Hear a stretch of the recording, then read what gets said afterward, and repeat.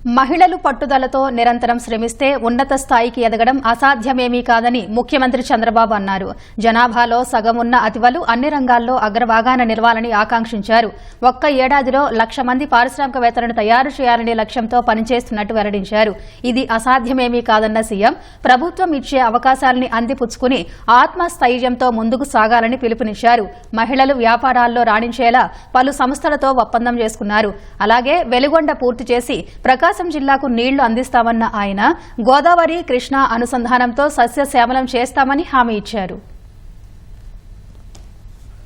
మహిళా సమానత్వం, సాధికారత, హక్కుల పరిరక్షణ కోసం తెలుగుదేశం పార్టీ మొదటి నుంచి కృషి చేస్తోందని సీఎం చంద్రబాబు అన్నారు. ప్రకాశం జిల్లా మార్కాపురంలో అంతర్జాతీయ మహిళా దినోత్సవంలో పాల్గొన్న ఆయన మహిళా రైడర్లకు ఈ బైక్లు, ఈ ఆటోలు అందించే కార్యక్రమాన్ని ప్రారంభించారు.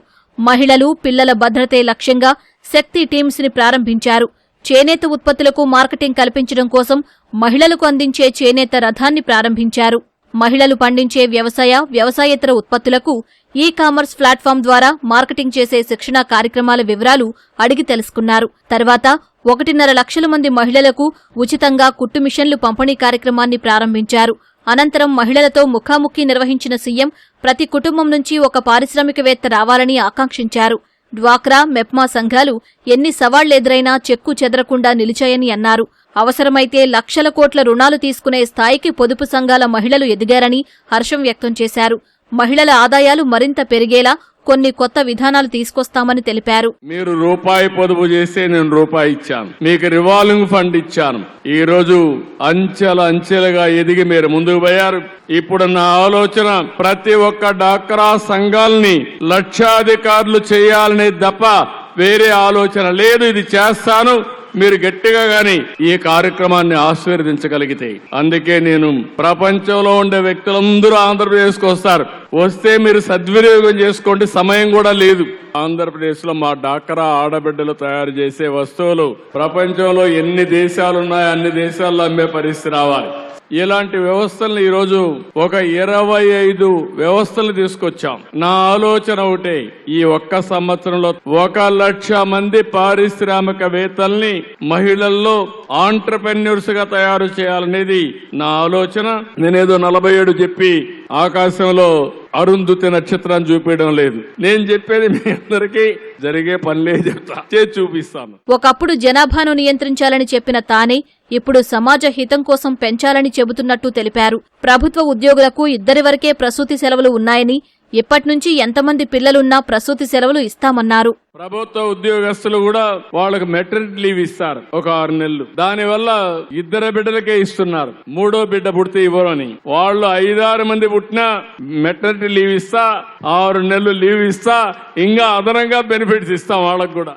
రాజకీయాల్లో తీరిక లేకుండా ఉన్నందువల్ల తన సతీమణి నారా భువనేశ్వరి కుటుంబం కోసం ఎంతో కృషి చేశారని చంద్రబాబు చెప్పారు.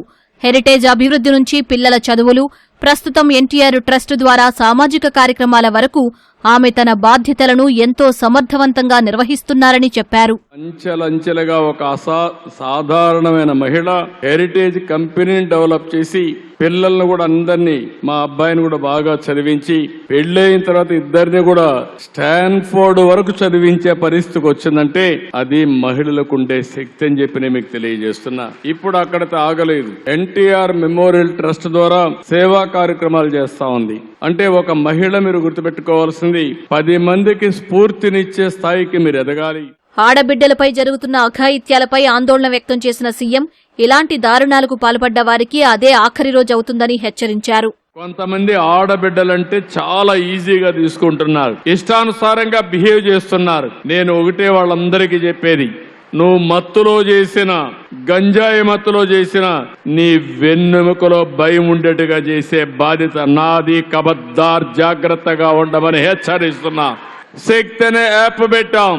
మీరు ఒక్క మెసేజ్ ఇస్తే 8 నిమిషాల్లో 7 నిమిషాల్లో ఎక్కడున్నా ఎత్తుక్కుంటా వచ్చే బాధ్యత కూడా పెట్టాం. దీంతోనే ఆపను. ఎవరైనా సరే ఇష్టానుసారంగా చేస్తే వాళ్ళ జీవితంలో అదే చివరి రోజు చేసే పరిస్థితి వస్తుంది. కబద్దార్, జాగ్రత్తగా ఉండమని మరొకసారి హెచ్చరిస్తున్నా. ఈ మహిళా దినోత్సవం నా ఆడబిడ్డలకిచ్చే భరోసా ఇది. వెలుగొండ ప్రాజెక్టు పూర్తయినట్లు గత ప్రభుత్వ పెద్దలు నాటకమాడి ఇక్కడి ప్రజలను వంచారన్న చంద్రబాబు తాను శంకుస్థాపన చేసిన ప్రాజెక్టును తానే పూర్తి చేసి ఈ ప్రాంతాన్ని సస్యశ్యామలం చేస్తానని హామీ ఇచ్చారు. మొన్న వచ్చిన ఆయనే వేసినట్టు చెప్పాడు, వాళ్ళ నాన్న వేసినట్టు చెప్పాడు. కాదు, నేనే ఫౌండేషన్ వేసా, మళ్ళీ నేనే ప్రారంభం చేసి నిజమైన నీళ్లు మీకు ఇస్తా. మామూలు ఒట్టొట్టి డ్రామాల నీళ్లు కాదు. భవిష్యత్తులో గోదావరి నీళ్లు వెలుగొండ ప్రాజెక్టు ద్వారా ఈ జిల్లాలకు, ఈ తాలూకాలకు నీళ్లు ఇచ్చే బాధ్యత నాదని మీకు తెలియజేస్తున్నా.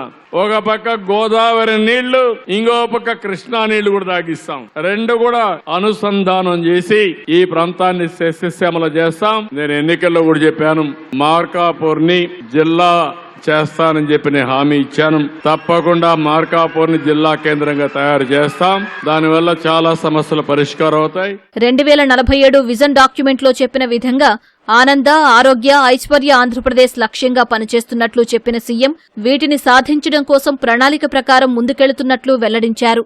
విజన్ 2047లో నేను చెప్పింది, ఇప్పుడు మన తలసరి ఆదాయం 2,68,000. 23 ఏళ్లలో నేను ఆలోచించేది దీన్ని 58 లక్షలు చేయాలనుకుంటున్నా. సాధ్యమా అంటారు, సాధ్యం. అది రావాలంటే ప్రతి సంవత్సరం 15% మీ ఆదాయం పెరగాలి. అంటే ఎవ్రీ 5 సంవత్సరాలకి మీ ఆదాయం డబుల్ కావాలి. ఇప్పుడుండే 2,68,000 5 ఏళ్లలో దగ్గర 5 నుంచి 6 లక్షలు కావాలి. ఇది సాధ్యం. అంటే వెల్తీ, ఆదాయం పెంచే మార్గం, ఆరోగ్యంగా సమాజాన్ని నడిపించే మార్గం, ఆనందంగా ఉండే మార్గం నేను ఆలోచిస్తున్నా. సంపద, ఆరోగ్యం, ఆనందం, ఈ 3 నా సిద్ధాంతాలు. అనంతరం వివిధ రంగాల్లో ప్రతిభ చూపిన మహిళలను ముఖ్యమంత్రి చంద్రబాబు సత్కరించి జ్ఞాపికలను అందజేశారు.